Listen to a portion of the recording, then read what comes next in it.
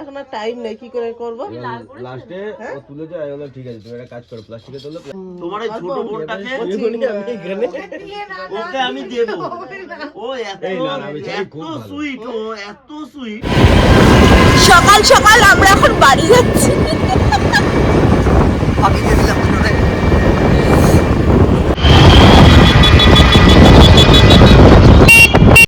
এখন বাজে সকাল 9:30, বাড়িতে এসেছি আর পরোটা নিয়ে এসেছিলাম। এখন আর কিছু বানাতেও ইচ্ছা করছিল না, আর ব্রেডও খেতে ইচ্ছা করছিল না, যদিও ওরা বলেছিল মানে বিউটিদের বাড়ির থেকে বলছি, মানে মেয়ের বাড়িতে খেয়ে যেতে, কিন্তু বিশেষ করে এত সকালে না একদম ভালো লাগছিল না খেতে। তো ওই জন্য চলে এসেছি, রনিও চলে এসেছে, রনির বাড়ি চলে গেছে, অর্পণরা ওখানে। আর আমরা যাব না, আমরা একেবারে যখন ও বউ নিয়ে আসবে তখন আমরা যাব। তো দেখি মানে এত টায়ার্ড যে কিচ্ছু ভালো লাগছে না। আর ব্লগটা যে কিভাবে শুরু করছে কিভাবে এন্ড করছে বিশ্বাস করো, মানে এক ফোঁটাও মানে ঠিকঠাক করে আমি ব্লগটা শুরুও করতে পারছি না, এন্ডও করতে পারছি না। আর কালকে রাতে বিশাল মজা হয়েছে, কালকে সব বাসর জায়গা হয়েছিল, পুরো রাত না বাট যতটুকু জেগেছিলাম বিশাল মজা হয়েছে। মানে আমার মনে হয় আমার ব্যাঙ্গালোর থেকে আসাটা সার্থক, যা হয় বন্ধুর বিয়ে। তো এখন দরজা জানলাও আমি সব খুলিনি, দরজা জানলাও সব এখন মানে বন্ধই থাকবে ম্যাক্সিমাম। এখন আমি একটু রেস্ট নেব, টেস্ট নিয়ে তারপর দেখি, ভাবছি যে ন্যাচারালি আসা হয় না, অনেকের সাথে দেখা হয় না, তো এখন একটু রেস্ট নিয়ে ভাবছি একটু যাবো গোপাল ভবনে, একটু কাকিমণিদের সাথে দেখা করে আসবো। তোমরা তো অনেকেই এর আগের ব্লগেই দেখে নিয়েছো, এর আগের মানে আমি অনেক আগে এই ব্লগটা দিয়েছিলাম গোপাল ভবনের আগে, যেখানে আমরা ভাড়া থাকতাম। তো সকাল সকাল ঘুমে ভেঙে গেছে, জাস্ট একটু রেস্ট নিই, বাড়িতেও কথা হয়ে গেল ব্যাস। কালকে রিসেপশন, তারপরের দিনই আমি এখান থেকে চলে যাচ্ছি, মানে আমাকে একটু অফিস যেতে হবে বলে আমি উত্তরপাড়া থেকে গেলে আমার সুবিধা হয়। তো একটু রেস্ট নিই এবার, তারপর আবার তোমাদের সাথে দেখা হচ্ছে, দেখি নাহলে বাড়িতেও চিল করতে পারি, দেখা যাক কোনটা করি। এখন বাজে 5টা, জাস্ট স্নান টান করে আসলাম। একটা ইনসিডেন্ট হয়েছে মাঝখানে, তার জন্য আমি ভেবেছিলাম ঘুমাবো, কিন্তু সেটা শেষ অবধি হয়নি। তো সব মিলিয়ে এখন আর কিছু মানে আমি জাস্ট উঠলাম, উঠে স্নান করে নিলাম, স্নান করে নিয়ে এখন আমি পুজো টুজো দিয়ে তারপর রেডি হব, রেডি হয়ে তারপর আমি একটু বেরোবো। তারপরে ওরা আসবে ওই 7টা 7:30 নাগাদ, তো তারপরে আর কি বাজি ফাজি ফাটানো হবে। ফাইনালি অর্পণ ওর বউকে নিয়ে আসছে, মানে এইটা মানে এই ওর বিয়েটার জন্য আমরা জাস্ট 1 বছর ধরে, আমার মনে আছে ওর যেদিন বিয়ের ডেট ফাইনালাইজড হয়েছিল সেই দিনই আমাদেরকে ফোন করেছিল। আর সেদিন আমি এখানে ছিলাম, মানে হাবড়াতে ছিলাম সেদিন, তখন দীপনও ছিল, দীপনকেও আগেই বলেছে যে আমি তোমাকে আগের থেকে ইনভাইট করলাম, তোমাকে আর শ্বেতাকে, তোমরা কিন্তু চলে আসবে। তো ও তো কিছু কারণবশত আসতে পারেনি, মানে ওর অ্যাকচুয়ালি ছুটি নেওয়াটা পসিবল হয়নি, তাই আমাকেই আসতে হয়েছে। কিন্তু বিশাল মজা করেছি, মানে আমি এত মজা করেছি।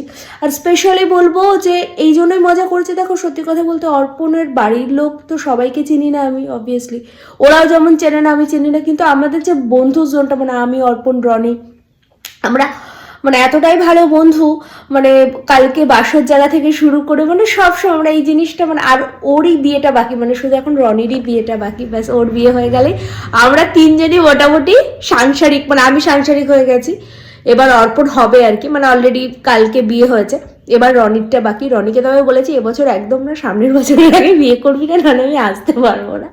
যাই হোক, জোকস অ্যাপার্ট।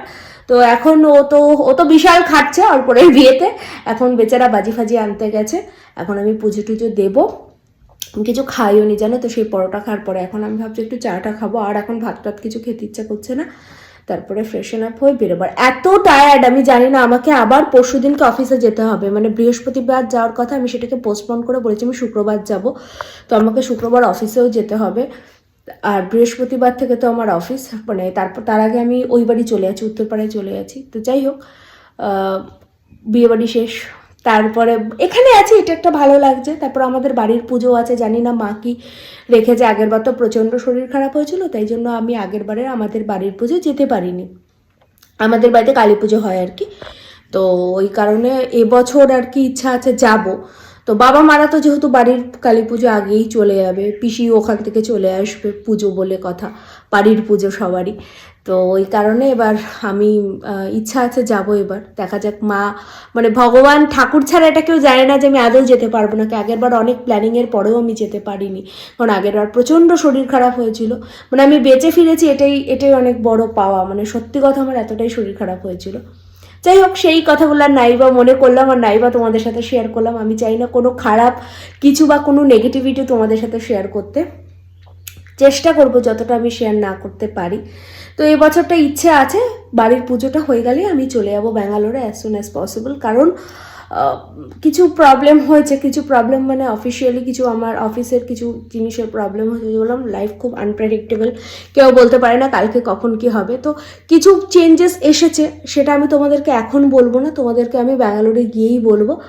তো এখন চলো এবার পুজো টুজো দিই, পুজো তো দেবো, পুজো টুজো দিয়ে তারপরে আমি একটু চা টা খেয়ে তারপরে রেডি হব। আর আমাকে কিন্তু অবশ্যই বলো কেমন লাগছে। আমি জানি আমাকে অনেকেই বলেছে, ম্যাক্সিমাম লোকজন বলছে তোকে ভীষণ মোটা লাগছে, তুই এত মোটা হয়ে গেছিস। সত্যি কথা, আমি প্রচণ্ড মোটা হয়ে গেছি, কিন্তু তার একটা রিজন আছে, তার দুটো রিজন আছে। একটা হচ্ছে আমার একটা প্রবলেম চলছে, মানে আমি হেলথ ইস্যু ওয়াইজ বলছি, আমার হেলথ ইস্যু একটা আছে, তার জন্য আমার প্রচণ্ড বডি ফ্যাট হয়ে গেছে। এটা আমি মানে এমনি হয়নি, মানে আমার এটা হেলথ ইস্যুর জন্য হয়েছে। সেই হেলথ ইস্যুটা কি আমি সেটা এখন বলছি না তোমাদেরকে। আর সেকেন্ড হচ্ছে আমার মাঝখানে যখন ওই বাজিটা পুরো মুখের মধ্যে এসেছিলো না, আমাকে প্রচুর স্টেরয়েড খেতে হয়েছিল, পুরো পোড়া দাগটা যেরকম ছিল, খুব ভয়ঙ্কর অবস্থা ছিল। আর এইদিকে দেখো এই চুলগুলো উঠছে ছোটো ছোটো করে।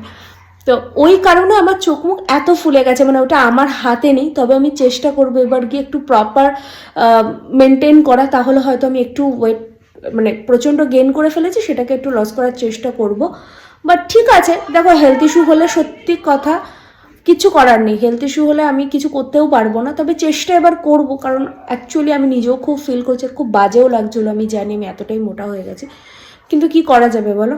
তো আর কথা বাড়াবো না, চলো ঝটপট কাজ করে নিই, তারপর একেবারে রেডি হয়ে তোমাদের সাথে দেখা হচ্ছে।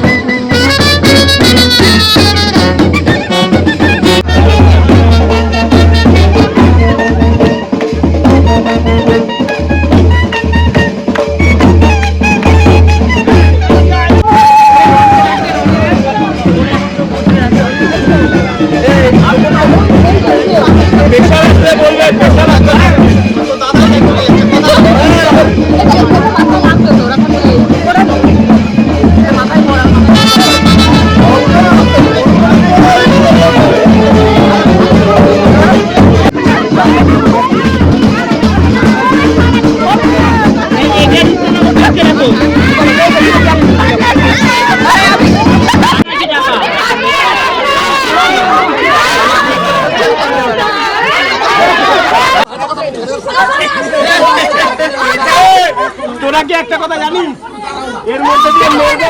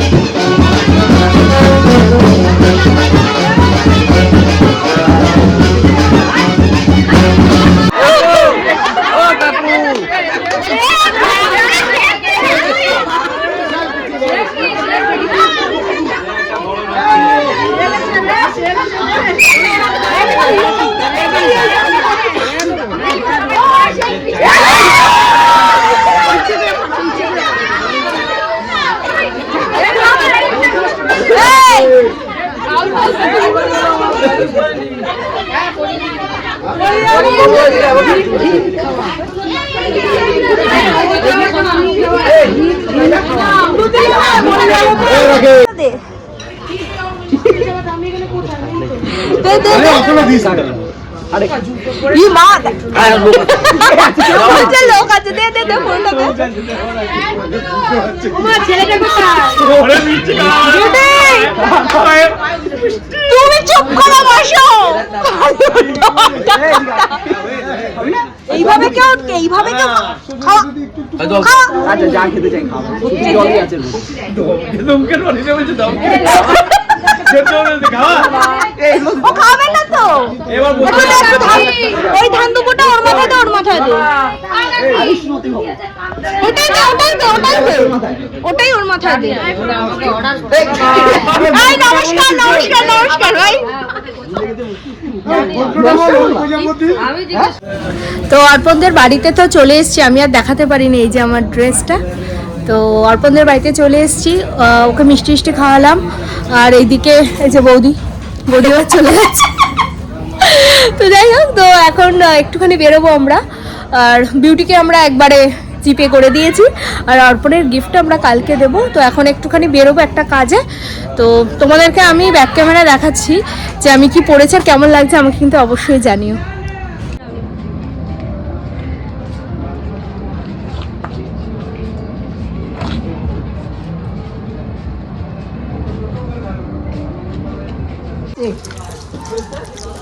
ওই আলাদা আলাদা ডিপার্টমেন্টে সব, আমরা একটা আলাদা ডিপার্টমেন্ট, ওইটা একটা আলাদা। আরে আর দুটো পরে কথা। তো আমরা এখন এসে গেছি নতুন বউয়ের সাথে গল্প করতে, বউ কাম বৌদি কাম বান্ধবী সব। আর এই যে এত বড় সর্বঘটন কাটালি গলা সব জানা এই যে এটা হচ্ছে আমাদের নতুন বউ। ঠিক আছে, না না নতুনই লাগছে, বলো মিষ্টি লাগছে না দেখতে? ওর চ্যানেলটা সাবস্ক্রাইব করে দিতে।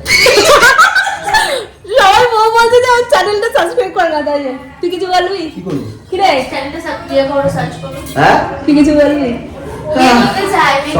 মেয়ে বিয়ে করতে চায় তো বন্ধু আমার ওই ঘরে ড্রেস চেঞ্জ করছে, আজকে তো কাল রাত্রি। তারপরে কি বলবো আমি, এই জন্যই ব্লগটা একদম করতে পারছি না। তো এখন আপনার সবই দেখায়, আমার ব্লগে সব হয় না।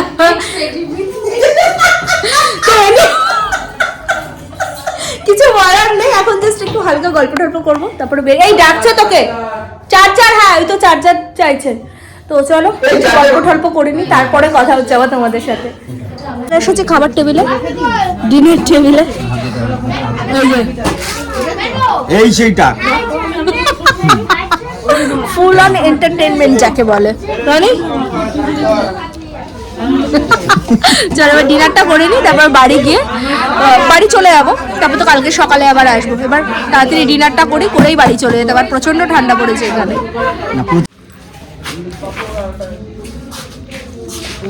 এইদিকে সব সাজানো চলছে, আমাদের ডিনার ডান। আর এদিকে রনি জুতো টুতো পড়ছে, আমাকে বাড়িতে পৌঁছে দেবে। কালকে আবার আসবো, এসে কালকে তো ভাত কাপড় হবে। তো আজকের ব্লগটা এখানেই রাখছি, কালকে আবার দেখা হবে নতুন একটা দিনে নতুন একটা ব্লগের সাথে। তো তোমরা সবাই খুব ভালো থাকো, আর ব্লগগুলো কেমন লাগছে আমি কিন্তু অবশ্যই জানিও। আর এইদিকে সম্মান নিয়ে আমাকে ডিস্টার্ব করে আছে। এনিওয়ে তো চলো দেখা হচ্ছে আবার কালকে, টাটা।